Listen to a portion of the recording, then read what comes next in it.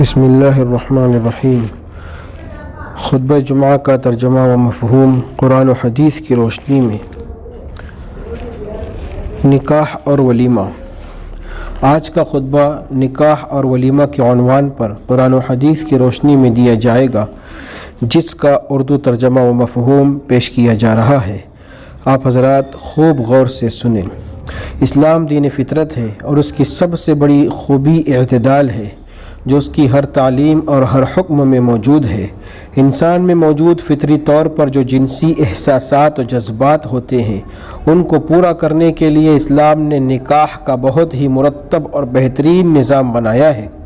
یہ بھی اسلام کے اعتدال پسند دین ہونے کی واضح دلیل ہے۔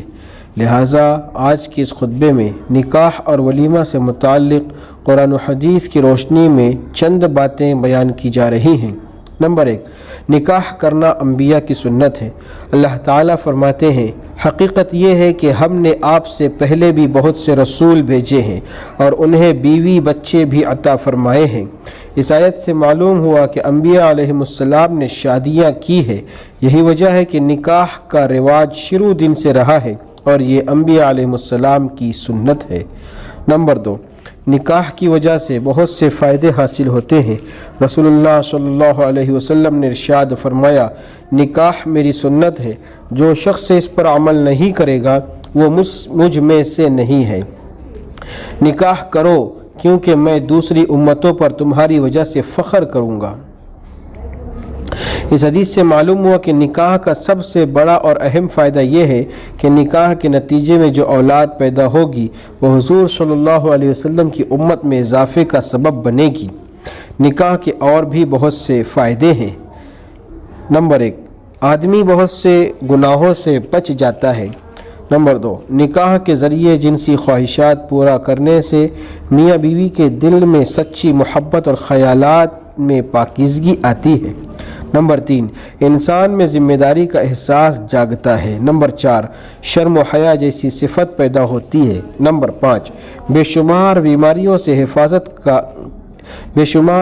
سے انسان کی حفاظت ہوتی ہے۔ نمبر 6، پرسکون زندگی نصیب ہوتی ہے۔ اللہ تعالی ہم سب کو انبیاء کرام علیہ السلام کی سنتوں پر عمل کرنے کی توفیق عطا فرمائے۔ نمبر 3، نکاح کے موقع پر چھوارے تقسیم کرنا سنت ہے۔ روایت میں آتا ہے کہ جب آپ صلی اللہ علیہ وسلم کسی کی شادی کراتے یا خود شادی فرماتے تو خشک کھجوریں تقسیم کرتے تھے۔ اس روایت سے معلوم ہوا کہ نکاح کے بعد چھوارے تقسیم کرنا سنت ہے، چونکہ نکاح ایک خوشی کا موقع ہوتا ہے اور ایسے خوشی کے موقع پر اسلام نے جائز حدود میں رہتے ہوئے خوشی کا اظہار کرنے کی اجازت دی ہے۔ لیکن اگر مسجد کی بے ادبی وغیرہ کا اندیشہ ہو تو چھوارے لٹانے کی بجائے تقسیم کرنا بہتر ہے۔ نمبر 4، مہر بیوی کا حق ہے، جس کو خوش دلی سے ادا کرنا اللہ کا حکم ہے۔ اللہ تعالیٰ کا فرمان ہے، اور عورتوں کو ان کے مہر خوشی سے دیا کرو۔ ایک حدیث میں حضرت عائشہ رضی اللہ تعالیٰ عنہ فرماتی ہیں کہ مجھے رسول اللہ صلی اللہ علیہ وسلم نے ہدایت دی تھی کہ میں ایسی عورت کو اس کے شوہر کے حوالے نہ کروں کہ جسے اپنے مہر میں سے کچھ بھی نہ ملا ہو۔ ایک اور حدیث میں رسول اللہ صلی اللہ علیہ وسلم نے فرمایا، جس شخص نے کسی عورت سے نکاح کیا پھر مہر بھی متعین کیا لیکن دل میں ادا کرنے کی نیت نہیں ہے تو وہ زنا کرنے والا ہے۔ مذکورہ آیت و روایت سے دو باتیں معلوم ہوئی۔ نمبر 1، شوہر کے ذمے بیوی کا مہر ادا کرنا واجب ہے، لہٰذا جن شوہروں نے ابھی تک اپنی بیویوں کا مہر ادا نہیں کیا ہے وہ جلد از جلد ادا کرنے کی کوشش کریں۔ نمبر 2، مہر کے سلسلے میں بری نیت سے بچیں اور نیت صاف ستھری رکھیں اور اللہ کا حکم سمجھ کر اسے ادا کریں۔ اللہ تعالیٰ پوری امت کو بیوی کے تمام حقوق خوش دلی سے ادا کرنے والا بنائے، آمین۔ نمبر 5، ولیمہ کرنا شوہر کی ذمہ داری ہے اور اس کا افضل وقت شب زفاف کے بعد ہے۔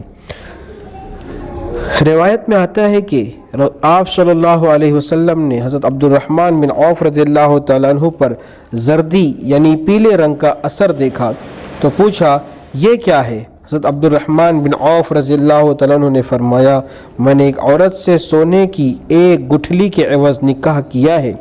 تو آپ صلی اللہ علیہ وسلم نے فرمایا، اللہ تعالیٰ برکت دے، ولیمہ کرو اگرچہ ایک بکری سے ہو۔ اس روایت سے معلوم ہوا کہ ولیمہ کرنا شوہر کی ذمہ داری ہے، بیوی کی نہیں۔ نیز آپ صلی اللہ علیہ وسلم سے بھی اپنا ولیمہ کرنا ثابت ہے۔ آج کے خطبے کا اردو ترجمہ و مفہوم نکاح اور ولیمہ پر قرآن و حدیث کی روشنی میں پیش کیا جا رہا ہے، آپ حضرات خوب غور سے سنیں۔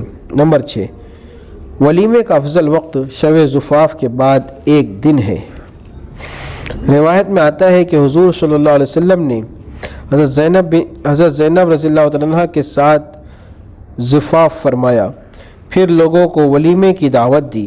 ایک اور روایت میں ہے کہ شادی میں پہلے دن کا کھانا سنت ہے، دوسرے دن کا کھانا افضل ہے، دوسرے دن کا کھانا فضل ہے اور تیسرے دن کا کھانا ریاکاری اور دکھلاوا ہے۔ ان دونوں روایتوں سے معلوم ہوتا ہے کہ ولیمے کا افضل وقت شب زفاف یعنی میاں بیوی تنہائی میں ایک دوسرے سے مل لیں اس کے بعد ہے، لیکن اگر کوئی شخص نکاح کے فوراً بعد بھی ولیمہ کرے تو بھی ولیمے کی سنت ادا ہو جائے گی۔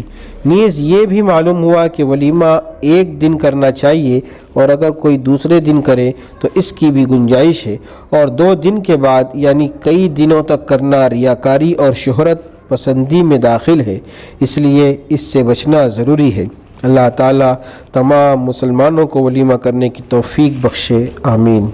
نمبر 7، ولیمے میں امیر و غریب سب کو دعوت دیں۔ حدیث میں آتا ہے کہ بدترین کھانا اس ولیمے کا کھانا ہے جس میں مالداروں کو دعوت دی جائے اور غریبوں کو چھوڑ دیا جائے، اور جس شخص نے دعوت ولیمہ قبول نہ کی اس نے اللہ اور رسول کی نافرمانی کی۔ ایک اور حدیث میں ہے کہ رسول اللہ صلی اللہ علیہ وسلم نے فخر اور دکھلاوا کرنے والوں کا کھانا کھانے سے منع فرمایا ہے۔ ان دونوں روایات سے معلوم ہوا کہ ولیمے میں صرف مالداروں کو دعوت دینا اور غریبوں کو چھوڑ دینا بری بات ہے۔ اللہ کے رسول صلی اللہ علیہ وسلم نے اسے بدترین کھانا قرار دیا ہے، اس لیے ولیمے میں مالداروں کو دعوت دینے کے ساتھ ساتھ نیک لوگوں، علماء، حفاظ اور غریبوں کو بھی ضرور دعوت دینا چاہیے۔ اسی طرح صرف دکھلاوے اور فخر کے طور پر اور ایک دوسرے سے آگے بڑھنے کے لیے ولیمہ کرنے سے بھی بچنا چاہیے۔ نمبر 8، ولیمے کی دعوت قبول کرنا سنت ہے۔ رسول اکرم صلی اللہ علیہ وسلم نے ارشاد فرمایا، جب تم میں سے کسی کو ولیمے کی دعوت دی جائے تو اس کو جانا چاہیے۔ ایک دوسری روایت میں ہے کہ جس نے دعوت چھوڑ دی اس نے اللہ و رسول کی نافرمانی کی۔ ایک اور حدیث میں ہے کہ رسول اللہ صلی اللہ علیہ وسلم نے فاسق اور گناہ گار لوگوں کے کھانے کی دعوت قبول کرنے سے منع فرمایا ہے۔ ان روایات سے معلوم ہوا کہ ولیمے کی دعوت قبول کرنا سنت ہے، لیکن علماء نے دعوت میں شرکت کے لیے کچھ شرطیں بیان کی ہیں۔ اگر وہ شرطیں پائی جائیں گی تو وہاں جانا جائز ہوگا، ورنہ نہیں۔ پہلی شرط، اس ولیمے میں صرف مالداروں کو دعوت نہ دی گئی ہو۔ دوسری شرط، وہاں کوئی ناجائز اور خلاف شریعت بات نہ ہو رہی ہو۔ تیسری شرط، دعوت دینے والے کا مال حرام نہ ہو، لہٰذا جس کا مال حرام ہے اس کی دعوت میں نہیں جانا چاہیے، جیسے کسی کا کاروبار ناجائز یا حرام ملازمت کرتا ہے۔ نمبر 4 شرط، دعوت دینے والا فاسق و فاجر نہ ہو، ورنہ اس کی دعوت میں جانا سنت نہیں ہے بلکہ منع ہے۔ اللہ تعالیٰ مسلمانوں کو سنت کے مطابق ولیمہ کرنے کی توفیق عطا فرمائے، آمین۔ نمبر 9، ولیمے میں مردوں اور عورتوں کو الگ الگ بٹھا کر کھلانے کا انتظام ہو۔ آپ صلی اللہ علیہ وسلم کا فرمان ہے، اللہ کی لعنت ہے نامحرم عورت یا ستر کو دیکھنے والے پر، اور اس عورت پر جس کو دیکھا جائے، یعنی جس عورت نے بے پردہ نکل کر دوسروں کو دیکھنے کا موقع دیا۔ ایک روایت میں ہے رسول اللہ صلی اللہ علیہ وسلم نے کھڑے ہو کر پانی پینے سے منع کیا ہے۔ اس پر حضرت انس رضی اللہ عنہ کے شاگرد حضرت قتادہ رحمۃ اللہ علیہ نے پوچھا کہ کھڑے ہو کر کھانا کیسا ہے؟ حضرت انس رضی اللہ عنہ نے جواب دیا کہ کھڑے ہو کر کھانا کھڑے ہو کر پینے کے مقابلے میں اور بھی زیادہ برا اور گندا عمل ہے۔ ان دونوں روایات سے 2 باتیں معلوم ہوئی۔ پہلی، वलीमा या कोई और दावत हो, इसमें मर्दों और औरतों को जगह बिल्कुल अलग अलग होनी चाहिए। ना मर्द औरतों की मजलिस में जाने पाए और ना औरतें मर्दों की मजलिस में। दूसरी शर्त, आजकल अक्सर शादी ब्याह के मौके खड़े होकर खाने का इंतज़ाम किया जाता है, यानी बुफ़े सिस्टम रखा जाता है जिसमें टेबल वगैरह पर मुख्तलिफ़ किस्म के पकवान सजा दिए जाते हैं और लोग वहां आकर खड़े खड़े बल्कि चलते हुए खाते पीते रहते हैं। इस तरह खड़े खड़े या चलते हुए खाना इस्लामी तहज़ीब के ख़िलाफ़ है। हदीस में खड़े खड़े खाने पीने से बहुत सख्ती के साथ रोका गया है।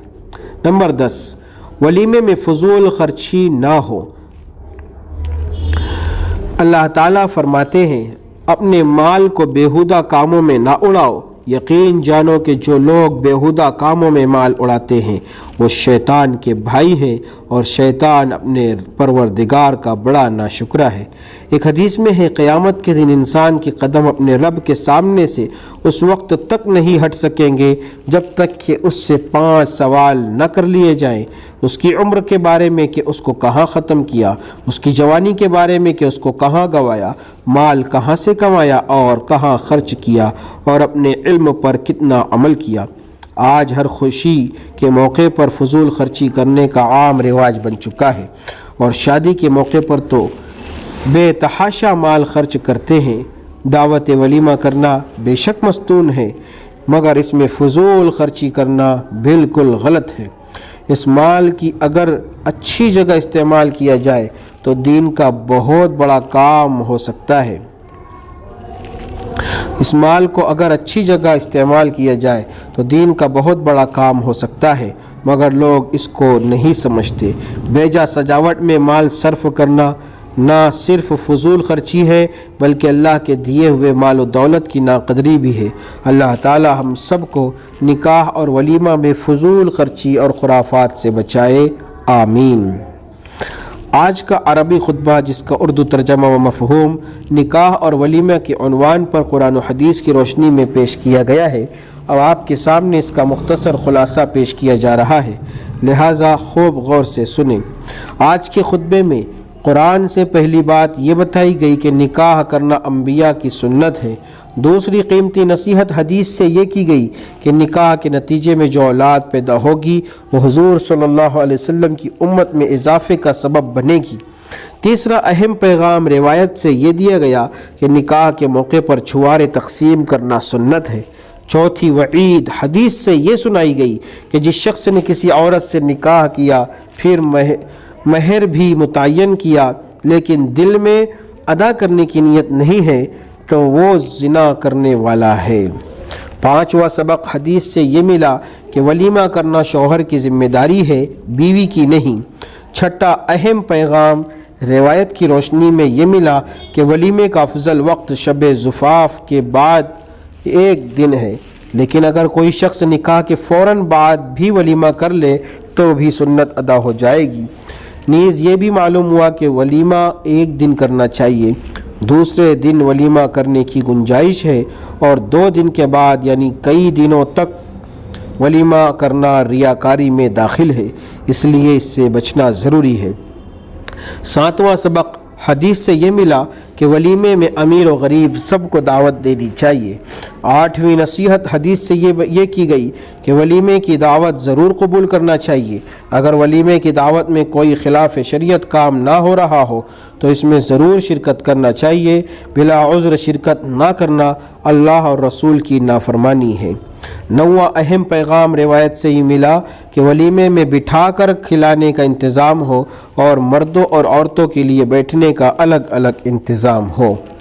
10वीं अहम बात कुरान से ये मालूम हुई कि फजूल खर्ची करना गुनाह है, लिहाजा वलीमे की दावत तो ज़रूर करें लेकिन इसमें फजूल खर्ची से बचें। लिहाजा आज के खुतबे में निकाह और वलीमा से मुताल्लिक़ कुरान और हदीस की रोशनी में बयान की गई बातों पर अमल करने की कोशिश करें और घर वालों को भी ये बातें सुनाकर अमल करने की तरग़ीब दें। अल्लाह ताला हम सब को इन बातों पर अमल करने की तौफ़ीक़ अता फ़रमाए और हम सब की खिदमत को कबूल फ़रमाए, आमीन।